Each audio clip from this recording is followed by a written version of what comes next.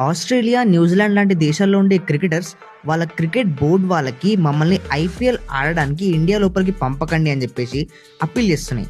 అంటే పక్క దేశాల్లో ఆడే వాళ్ళంతా ఇండియాకి వెళ్ళి ఆడొద్దు అని చెప్పేసి అంటున్నారు. బట్ వాళ్ళు చెప్పే దాంట్లో కూడా ఎలాంటి తప్పు లేదు.